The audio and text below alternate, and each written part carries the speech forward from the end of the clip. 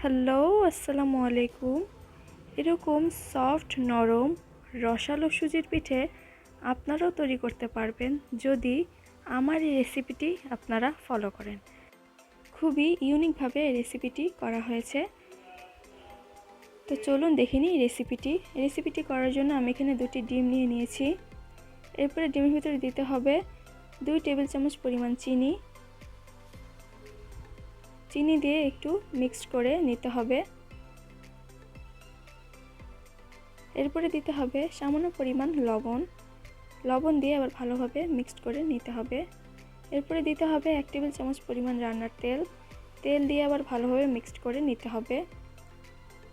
এরপর এখানে দিয়ে দিচ্ছি 1 কাপ পরিমাণ সুজি, 1 চামচ পরিমাণ বেকিং পাউডার, 2 চামচ পরিমাণ কর্নফ্লাওয়ার, 2 টেবিল চামচ পরিমাণ গুঁড়ো দুধ। এবারে সবগুলো শুকনো উপকরণ ডিমের সাথে ভালোভাবে মিক্সড করে নিতে হবে।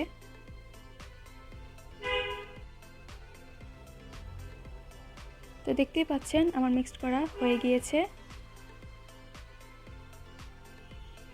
মিক্সড করার পর ব্যাটারের টেক্সচারটা ঠিক এরকম হবে। এবারে একটা ঢাকনা দিয়ে 15 মিনিটের জন্য ব্যাটারটা ঢেকে রাখবো। 15 মিনিট পর ঢাকনা তুলে নিয়ে সামান্য পরিমাণ কালো জিরে এবং সামান্য পরিমাণ তিল দিয়ে দেব। ব্যাটারের সাথে তিল এবং কালো জিরে ভালোভাবে মিক্সড করে নিতে হবে।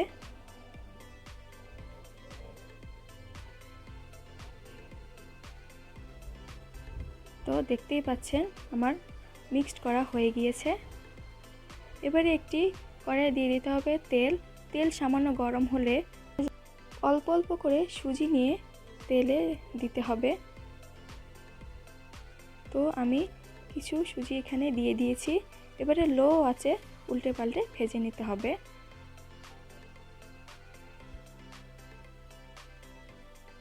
তো আমি এবার উল্টিয়ে দিচ্ছি।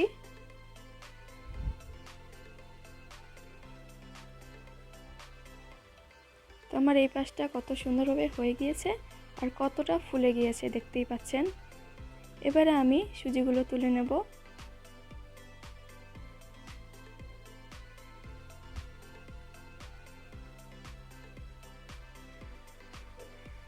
তো আমার সুজির পিঠে হয়ে গিয়েছে। এখানে আমি 1 লিটার পরিমাণ দুধ নিয়েছি। দুধটাকে ভালোভাবে জাল করে ঘন করে নিতে হবে। তো দুধের ভিতরে দিয়ে দিচ্ছি আমি এখানে চীনা বাদাম। আপনারা চাইলে কাজু বাদাম অথবা কাঠবাদামও দিতে পারেন।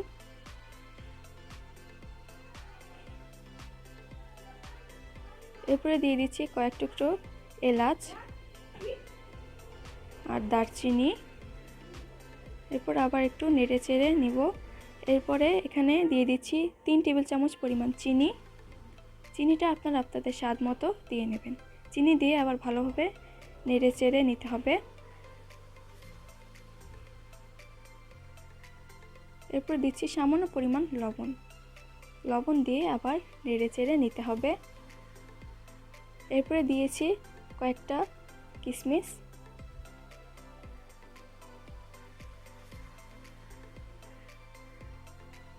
দেখতেই পাচ্ছেন আমার দুধে বলক চলে এসেছে।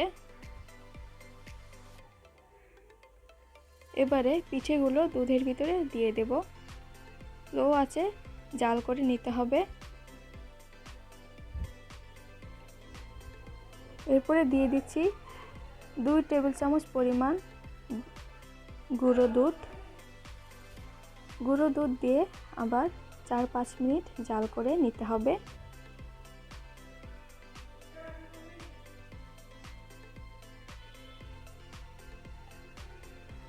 তো দেখতেই পাচ্ছেন কত সুন্দর ফুলে উঠেছে এবং কত সুন্দর লাগছে দেখতে।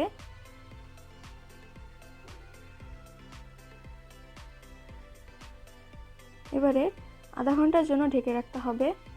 আধা ঘন্টা পর দেখেন কতটা সুন্দর এবং কতটা জুসি লাগছে দেখতে।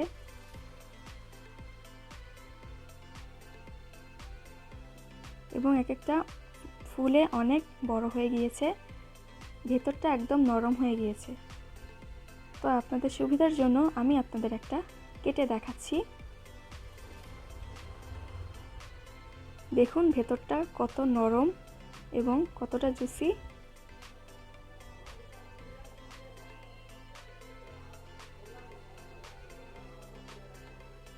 মুখের ভিতরে দিলেই যেন মিলিয়ে যাচ্ছে। কালো জিরে দেওয়াতে অনেক সুন্দর একটা ফ্লেভার আসে। দেখুন কতটা সফট, হালকা একটু চাপ দিলেই ভেঙে যায়।